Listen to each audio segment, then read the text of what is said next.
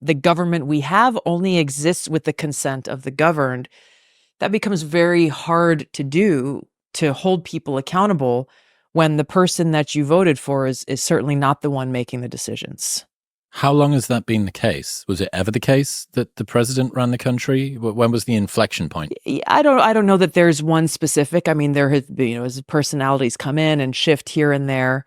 I would say the answer to that has probably changed. But in the election that we are facing here very shortly in the United States, um, it's our opportunity to hit the reset button. And, however people feel about the choices and the options that we have, and they've changed a little bit recently, but really it's only the faces that have changed. The stakes have not changed.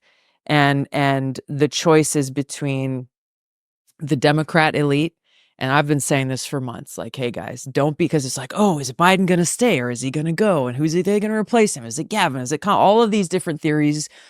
They make for good chatter, I guess, on cable news. But I've been telling people all along, don't be distracted. You take one horse out, you put another horse in, you've got the same people who are running the show. And it is between the Democrat elite, will be Kamala Harris on the ballot, and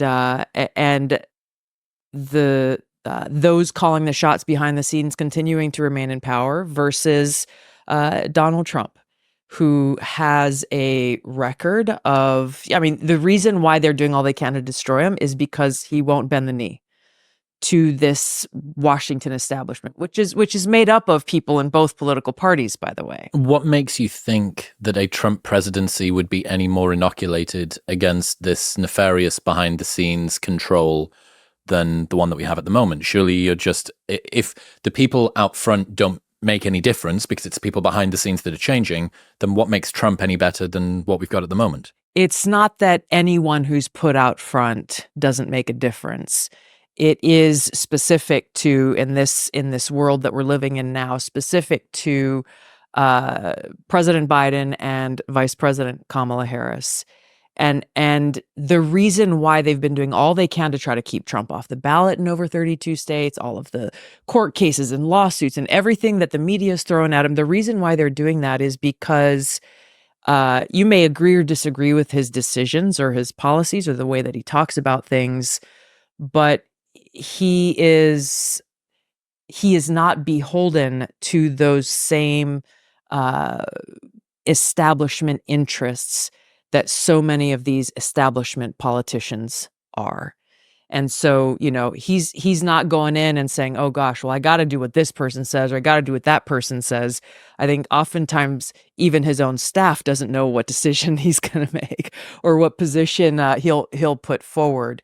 And that is, to me, that's the clear choice. You have a choice between those who believe that government knows better for us than we do, that their power is more important than our freedom, that their power in many cases derives from being in a constant state of war that undermines our national security, versus Trump, who has the ability to, and frankly, the backbone to say, yeah, no, I'm not going to go down that road, or we're going to take a different path, or we shouldn't be in unnecessary counterproductive regime change wars. We should focus on investing in our country and try to work towards a future of peace and freedom and prosperity.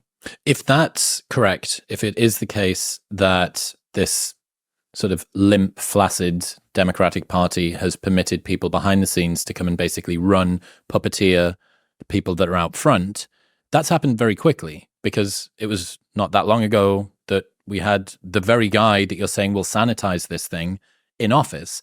So is it going to then take a long time for that to be cleaned up? And also, how do we know that some of this didn't already exist? It did already exist. Okay. It did already exist. Because the party elite itself has been very powerful for a long time. So that hasn't come around very quickly. And I think one of the problems when President Trump was elected last time was, and he's talked about this himself. He came in and he'd never worked in Washington before, and he had ended up with a bunch of people around him who were a part of this establishment, this Washington establishment. Do you think he didn't really have that